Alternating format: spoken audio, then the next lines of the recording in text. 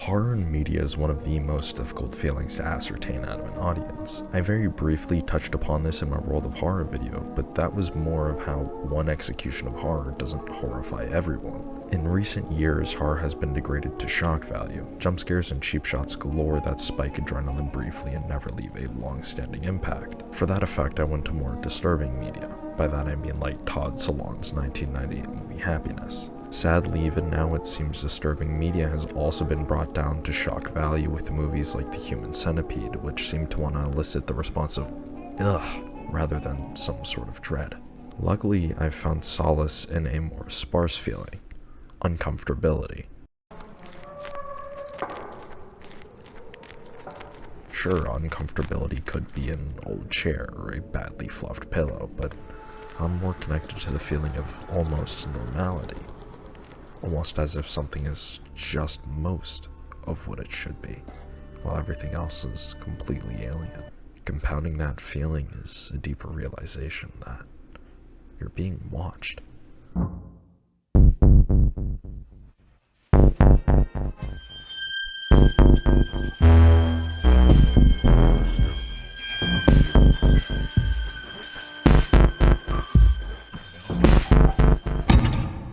Paratopic is a game that dwells greatly in that uncomfortable feeling. Most things are very similar to real life. Cars, guns, windmills, VHS tapes, cities. All these things we're very comfortable with, or at least we can understand. Paratopic takes those, and just like its unique version of speech, it distorts it. Your car seems to have this phantom passenger side seat where items appear and disappear.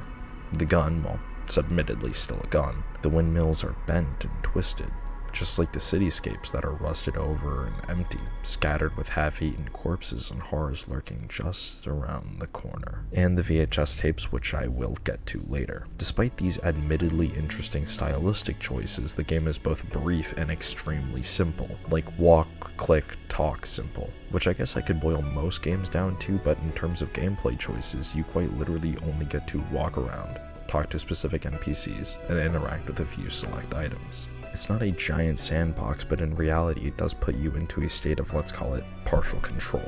Yes, you can move around in a set environment, choosing to look at blurred chip packages, kick vending machines, and give your lungs a break, but you have to wait for this extremely long elevator to wind up. You have to progress on your trek through the wilderness. You have to deliver the tapes.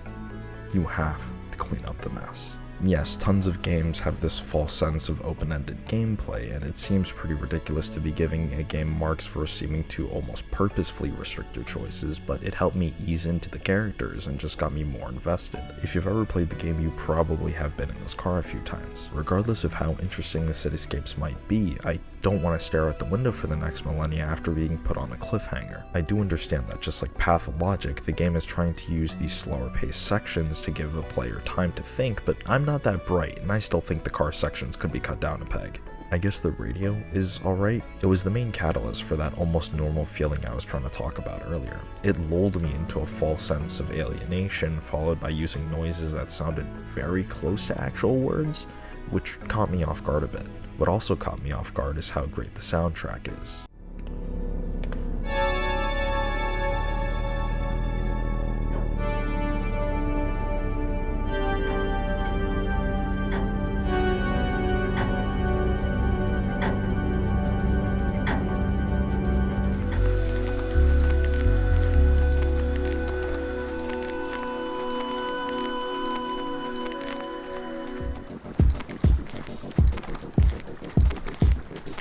Quite memorable and perfectly accents the moments of the story. On that note of story, it along with design are the two things holding the game together, and they feed into each other very well. If you haven't noticed, the game isn't exactly beautiful, but that's not what it's going for. Everything seems to be rotted and poisoned, rusted and corroded, bent and twisted, almost as if a calamity has happened, but you still have to grind your 9 to 5. The character models are very off-putting and almost human, even having the faces melt and distort when moving, which does relate to the story as well. I think I've been putting it off for long enough, but being completely honest, I don't fully understand the story, and that might be for a few reasons.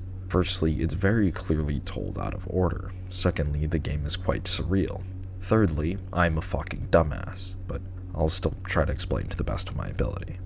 Paratopic as a whole is told through 3 different people: the Birdwatcher, the tape smuggler, and the assassin. All 3 of these characters are intertwined with each other whether they know it or not. Still, while these are the main characters, they aren't the main focus of the story. The tapes are the main focus of the story, and it's them that holds all these paths together.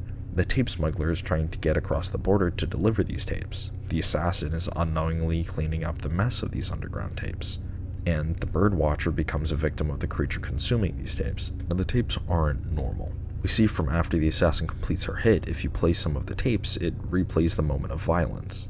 There also seems to be adverse effects of watching these tapes, or well, sometimes watching these tapes. The smuggler's neighbor seems to know what these tapes are and wants them, needs them, craves them, and begs the smuggler for it. Luckily, his boss had thrown extra in for giving the dog some scraps, almost as a bribe for not disclosing this hidden cache of tapes. But the neighbor asked for a juicy one. If you give it to her and peek through her door, you can see her face sprout like a flower. Like I said, some adverse effects. It's shown even when the smuggler gets caught and the guard watches the tape. It seems as though these tapes are some sort of snuff film as well as a very powerful drug. The Birdwatcher, like I said, becomes a victim of the creature I presume consumed these tapes. The creature has backwards knees, teleports, and is completely grainy black and is capable of some very gruesome violence. But yet the violence seems to be recorded. The trek through the forest is something we do twice. Once as the Birdwatcher and once as the assassin. On the Birdwatcher's trek, once they pass the windmill, the cargo crates become warped and distorted. The cameras watch their every move. Conversely, on the assassin's path, these cameras were turned off. Almost like whoever was watching got their fill off of the twisted death of the Birdwatcher. Who was watching, you might ask? The power company. The power company owns the area of the woods known as the Meatworks, which is where the assassin reports the Birdwatcher's dead body. It's also told to us through the store clerk owner that the power company went bust, leaving most of the population jobless. If we wait a little bit by the store on the Birdwatcher's path, we can learn that the power company and maybe the government were trying to get an unlimited source of power through these creatures, or maybe they're aliens, but something went wrong. Maybe it was the windmill, maybe it was human error, but that seems to be why all the metal is warped and pulled near the Meatworks. This failure presumably made the power company go publicly bust, but underground they've been transporting tapes to these creatures to keep them on a tight leash, or maybe the creatures kill to create these snuff drug tapes and the power company profits off them.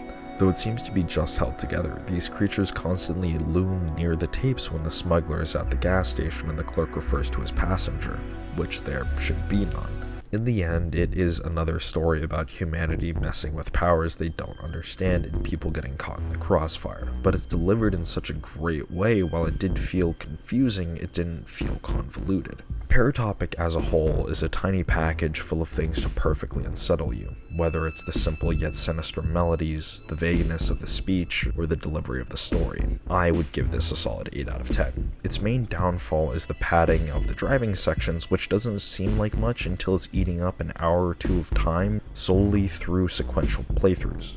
Regardless, Paratopic is a very good experience, and it can be picked up for an obscenely good price on either itch or Steam and can deliver an experience of pure surrealism.